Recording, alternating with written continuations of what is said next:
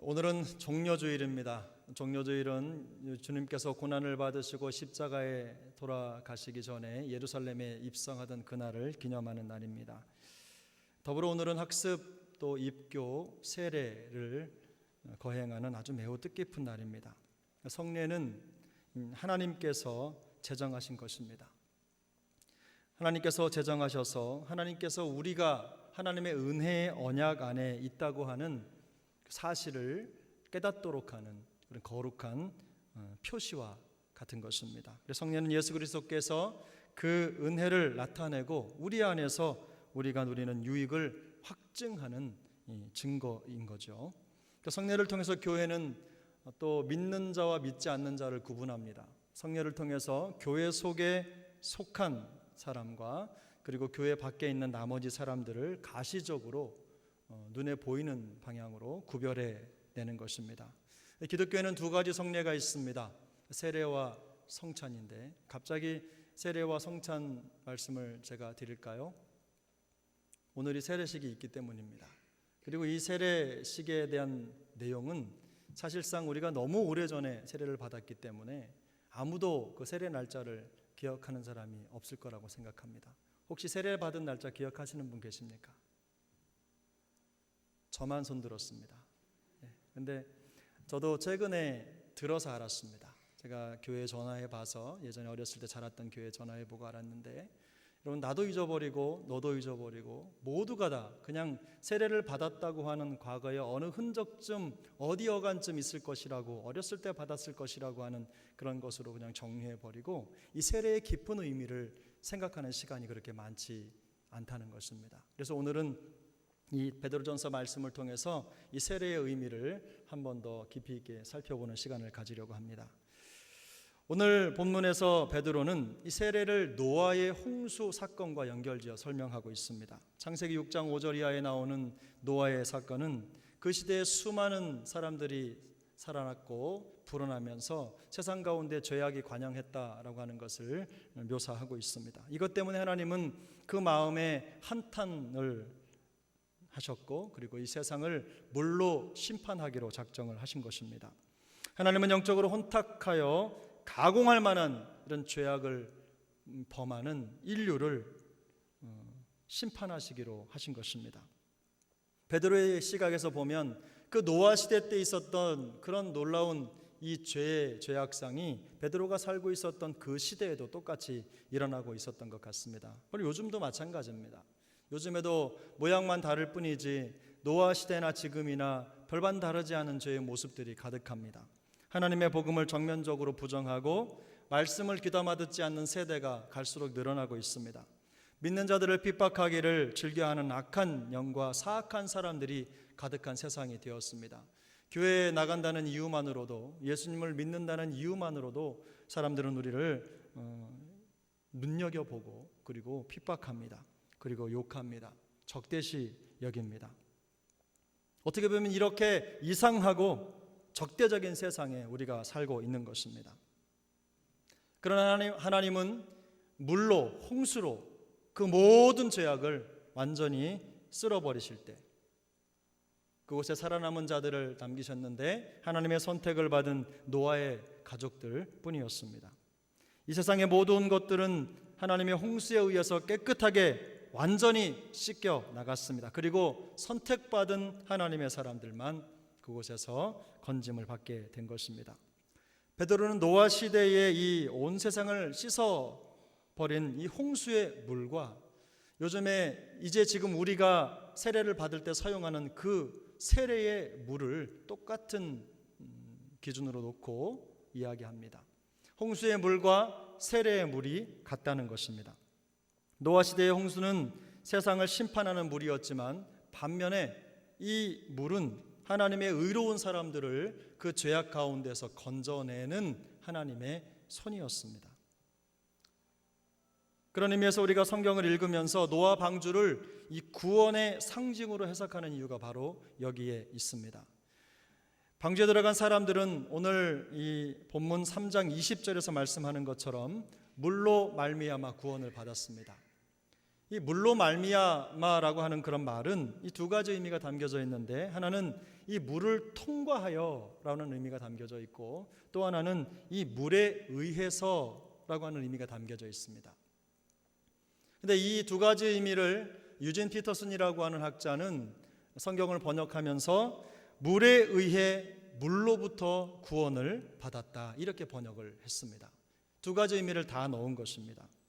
우리가 흔히 생각하기로 노아의 방주가 물에 떠서 노아와 그 가족들이 구원을 받았기 때문에 노아는, 그 가족들은 물로부터 구원을 받았다라고 말하는 것이 우선은 맞을 것입니다. 그런데 오늘 본문은 그 솟구치는 물 위로부터 쏟아지고 아래서부터 솟구쳐 오르는 그 물로부터 구원받은 그 노아의 사건을 바라보면서 베드로는 21절에서 물은 예수 그리스도께서 부활하심으로 말미암아 이제 너희를 구원하는 표니 곧 세례라, 이렇게 이야기합니다. 물이 바로 구원의 수단이 되었다는 의미입니다. 다른 사람들은 사망으로 인도했던 그 심판의 물이 노아 가족에게는 구원의 물이 되었다는 것입니다. 베드로는 그리스도인들이 바로 그 세례를 통해서 노아 홍수에 해당하는 그런 놀라운 역사를 경험하게 된다는 것입니다. 그래서 노아의 홍수는 구원의 예표고 또 상징이 되는 것입니다. 이 표라고 하는 말이 구약에만 나오는 단어인데 바로 이것이 예표라는 것입니다. 그러면 어떻게 노아의 홍수와 오늘날 우리가 받는 물 세례가 같은 의미를 가지고 있다고 할 수 있겠습니까? 말씀드린 대로 홍수의 물은 가득한 세상의 죄악을 심판하는 방법이었습니다. 뿐만 아니라 그 가득한 죄악 속에 눌려 있었던 하나님의 백성을 구출해내는 하나님의 은혜의 표현이었어요. 마찬가지로 세례의 물도 그렇습니다. 죄악으로 가득 찬 생활을 벗어버리고 그리스도를 믿는 하나님의 사람으로서 이제 새로운 출발을 시작한다라고 하는 의미가 이 세례 속에 담겨 있는 것입니다.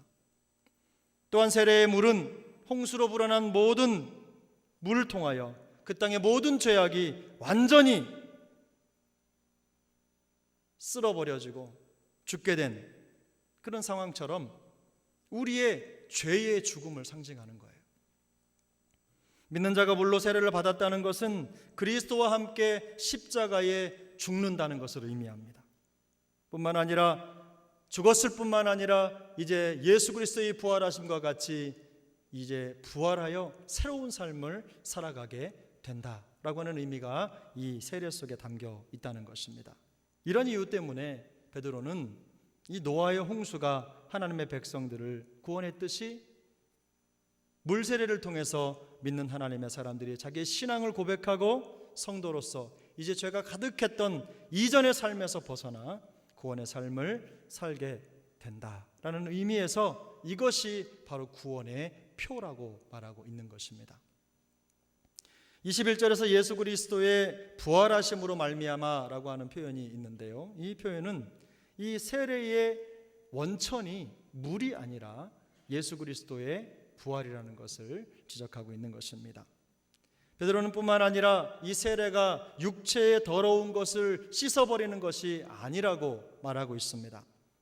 이 말의 의미는 세례는 단지 옛사람이 죽고 새 사람으로 다시 태어났다고 하는, 쉽게 말하면 신학적인 선언과도 같은 거예요. 고백적인 의식인 거죠. 세례 자체가 우리의 죄를 깨끗하게 씻어내는 것이 아니라는 것입니다.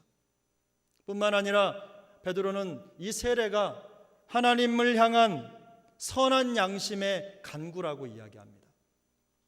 여기에 쓰여진 이 간구라고 하는 말은 이 서약이라는 말로 번역이 되었습니다. 다른 성경들은 이 서약이라는 말로 많이 번역을 했어요.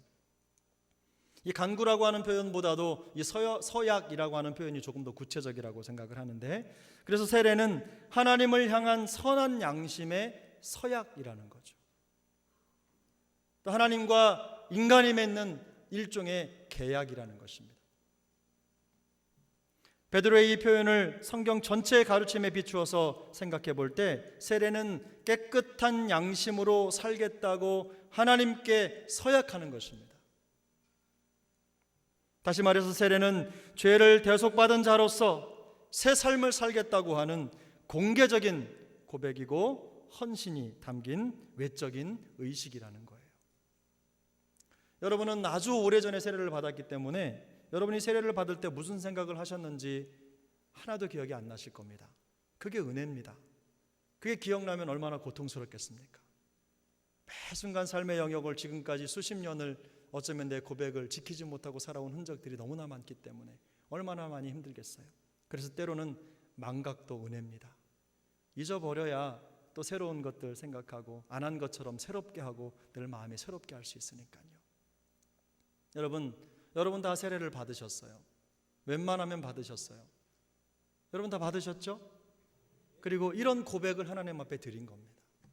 이런 헌신을 하나님 앞에 드린 겁니다. 이미 여러분 하나님 앞에 이 놀라운 헌신을 하나님 앞에 드린 거예요. 물론 이 세례가 우리의 양심을 바로 깨끗하게 만드는 것은 아닙니다. 또 세례가 우리를 죄 없이 만드는 것은 아니지만 적어도 우리는 세례를 통해서 우리의 하나님이 허락하신 성령을 통해 허락하신 그 깨끗한 양심으로 하나님 앞에 우리의 헌신을 다짐하고 고백했어요. 그리고 하나님은 성령을 통해서 우리에게 그 선한 양심을 허락해 주셨어요. 여러분, 예수를 믿으면 우리는 누구나 다 새로운 피조물이 된 줄로 믿습니다. 재창조되는 거예요. 고린도후서 5장 17절에 말씀하고 있는 것처럼 그런즉 누구든지 그리스도 안에 있으면 새로운 피조물이라 이전 것은 지나갔으니 보라 새 것이 되었도다. 하나님은 복음의 능력으로, 말씀의 능력으로 우리를 새롭게 빚으시는 것입니다. 그래서 우리는 하나님 앞에서 이전과는 다른 삶을 살아갈 수 있게 된 것이에요. 우리는 알지 못할지라도 우리는 하나님이 허락하신 그 선한 양심으로 하나님 앞에 이렇게 살겠노라고, 다시는 죄악 속에 묻혀 살지 않겠노라고 고백하고 헌신했어요. 이 말씀은 우리가 예수 그리스도의 죽으심과 부활하심을 통하여 이전의 모든 죄악에서 벗어나 새로운 삶에 들어갔다는 것을 의미하는 거예요. 뿐만 아닙니다. 세례는 성도와 그리스도의 온전한 연합을 상징하는 것인 줄 믿습니다. 그래서 로마서 6장 2절부터 4절까지는 이렇게 말씀합니다. 여러분 한번 찾아서 읽어보시면 좋겠는데, 자막에도 나오겠지만 혹시 찾으실 수 있는 분들은 찾아보시면 좋겠습니다. 로마서 6장 2절부터 4절인데 다 같이 한번 읽어보겠습니다. 시작. 그럴 수 없느니라. 죄에 대하여 죽은 우리가 어찌 그 가운데 더 살리요. 무릇 그리스도 예수와 합하여 세례를 받은 우리는 그의 죽으심과 합하여 세례를 받은 줄을 알지 못하느냐. 그러므로 우리가 그의 죽으심과 합하여 세례를 받음으로 그와 함께 장사되었나니 이는 아버지의 영광으로 말미암아 그리스도를 죽은 자 가운데서 살리심과 같이 우리도 또한 새 생명 가운데서 행하게 하려 함이라. 아멘. 물세례는 성령이 그리스도와 함께 우리를 살리시고 그분과 하나 되게 하시며 죄의 권세에서 우리를 완전하게 자유롭게 하셨음을 나타낸다는 것입니다. 그 증거라는 거예요. 그래서 바울은 로마서 6장 11절에서 이렇게 말합니다. 죄에 대하여는 죽은 자요 그리스도 예수 안에서는 하나님께 대하여 살아있는 자로 여기라고 말하는 것입니다. 우리는 세례를 통해서 우리가 겉으로 드러내서 얘기하지 않지만 우리가 세례하며 목사님이 세례할 때 손을 얹는 그 순간에 하나님, 우리는 이제 죄에 대하여는 죽은 자고 하나님의 의에 대하여 살아있는 자로 살겠습니다. 이런 고백을 하나님 앞에 드린 거예요. 예수 그리스도께서 십자가에서 고난을 받으시고 죽임을 당하셨습니다. 그리고 나서 주님은 그 죽임을 통해서 부활하심으로 죄와 사망에 대하여 완전한 승리를 선포하셨어요. 그런 것처럼 우리가 세례를 받는 순간에 우리를 그동안 억어하고 있었던 수많은 죄악으로부터 우리는 해방됐다, 우리는 자유하다, 우리는 하나님의 사람이다 라고 말하며 승리를 선포하게 된다는 것입니다. 말씀드린 대로 물 자체는 사람을 구원하거나 양심을 깨끗하게 하지 못합니다.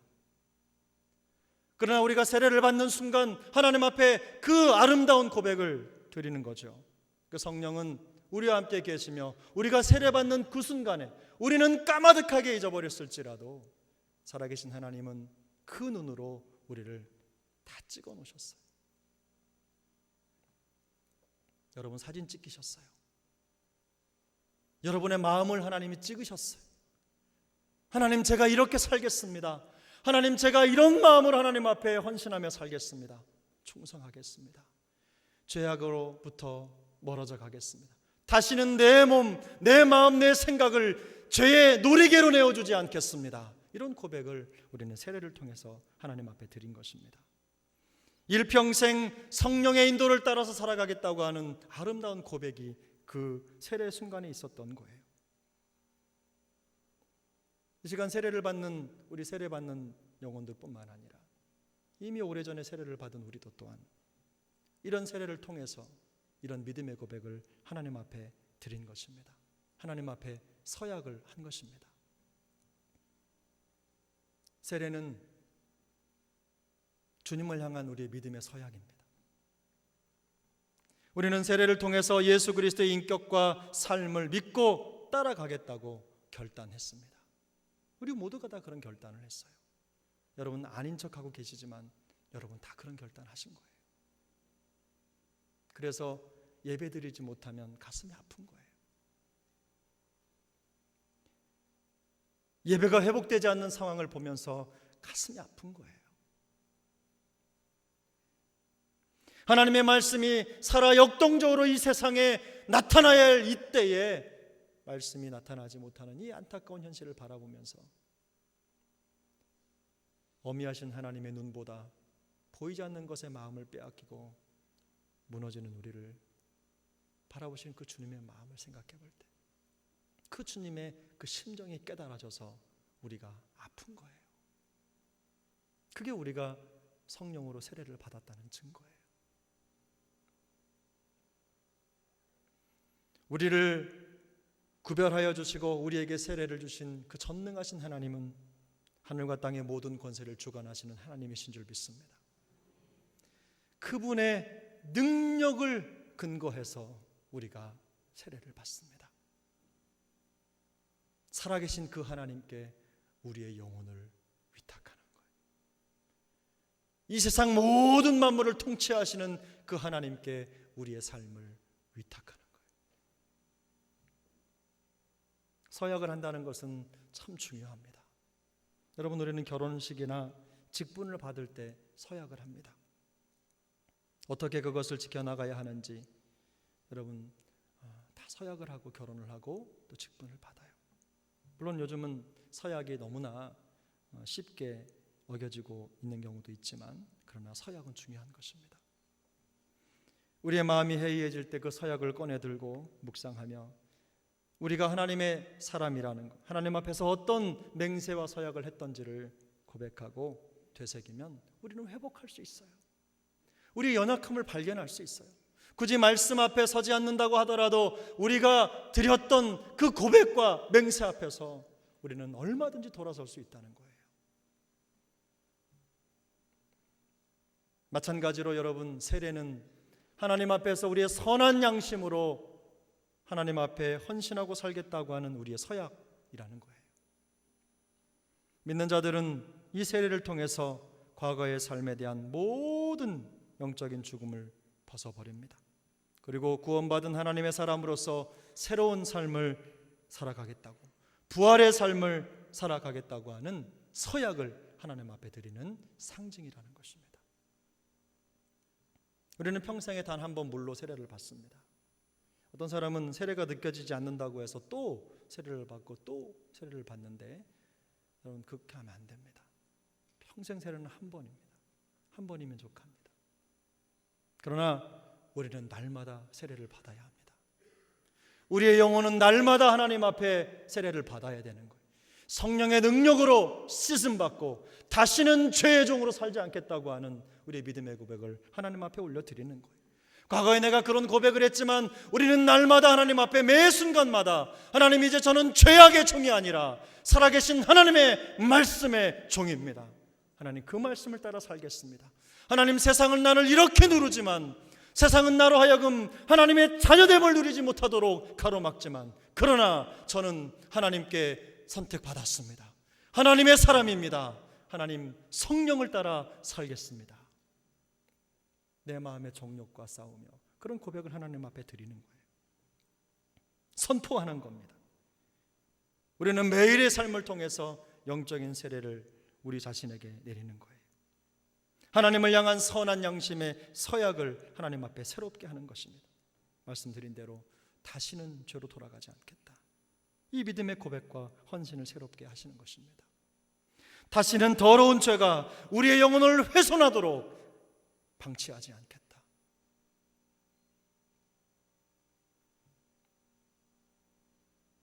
날마다 복음의 승리를 외치며 살겠다. 이런 고백을 하나님 앞에 드려야만 하는 것입니다. 그런 면에서 세례는 우리가 세상에 대하여 나는 예수 그리스도께 완전히 헌신된 사람입니다, 이런 고백을 드리는 것하고 같아요. 하나님과 사람 앞에서 우리는 서약을 하고 우리가 그리스도인이라는 걸 드러내지 않습니까? 그런 과정을 통해서 하나님, 저는 하나님께 완전히 헌신된 사람입니다, 이런 고백을 드리는 거예요. 여러분, 목사만 헌신된 게 아니에요. 우리 장로님들, 권사님들, 안수 집사님들, 집사님들만 헌신된 게 아닙니다. 세례받고 하나님 앞에 서는 모든 하나님의 사람들이 하나님 앞에 완전히 헌신된 인생인 줄로 믿습니다. 그래서 우리는 매 순간 매일마다 우리 헌신의 고백을 드릴 수 있어야 되는 것입니다. 여러분, 생각해 보십시오. 우리가 매 순간마다 이런 헌신의 고백을 하나님 앞에 올려드린다면, 그리고 그 헌신의 고백대로 살기 위해서 우리가 정말 몸부림친다면 얼마나 많은 변화가 우리 안에 일어나겠습니까? 얼마나 많은 변화들이 우리 교회에 나타나겠어요? 여러분, 놀라운 신앙의 여정이 펼쳐질 것입니다. 놀라운 인생의 변화가 나타날 거예요. 여러분, 놀라운 신앙의 성숙과 성장이 우리 안에 나타날 거예요. 요즘에는 이 SNS와 같은 이 전파가 지배하는 세상이 되어버렸습니다. 전파가 지배하는 세상이 되다 보니까 여러분, 요즘에는 익명성이 대세가 됐어요. 익명성이라고 하는 말은 이게 라틴어, 헬라어에서 출발한 단어거든요. 이건 뭐냐면 이름이 없다, 이런 말입니다. 자기의 정체성을 숨긴다, 이런 말이에요.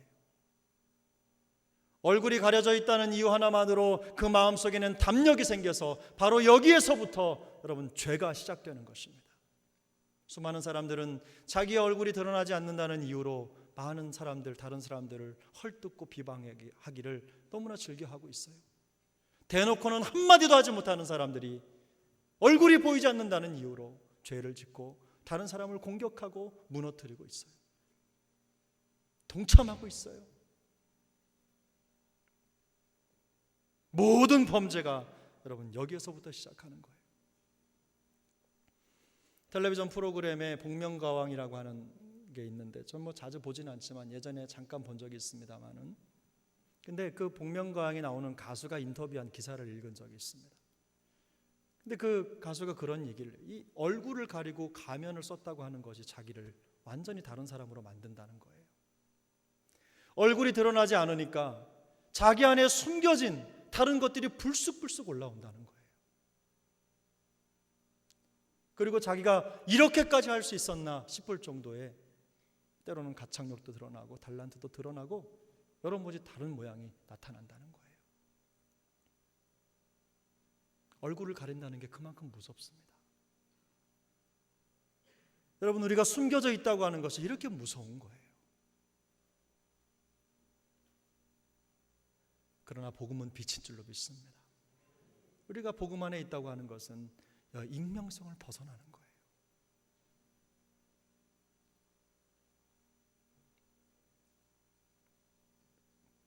우리 그리스도인들은 이런 일들을 범하지 않게 되기를 바랍니다. 하나님 앞에 떳떳하게 하나님의 복음에 헌신된 사람으로서 우리를 드러내는 것을 익숙하게 생각해야 됩니다. 누가 보지 않아도 가급적이면, 웬만히 안 급하면 신호도 지키고, 웬만하면 남들이 많이 쳐다볼 때처럼 살아가는 거, 그거 중요합니다. 지난주에도 말씀드렸지만 누군가 나를 지켜보고 있다는 것을 기억하셔야 돼요. 하나님이 우리를 보고 있어요. 하나님이 우리의 서약을 가지고 계세요. 우리의 마음을 가지고 계세요. 그래서 세례는 나는 예수 그리스도의 제자입니다, 이런 고백하고 똑같은 거예요. 여러분 한번 해보시기 바랍니다. 나는 예수 그리스도의 제자다. 할렐루야. 여러분 그 고백대로 살아가게 되는 거예요.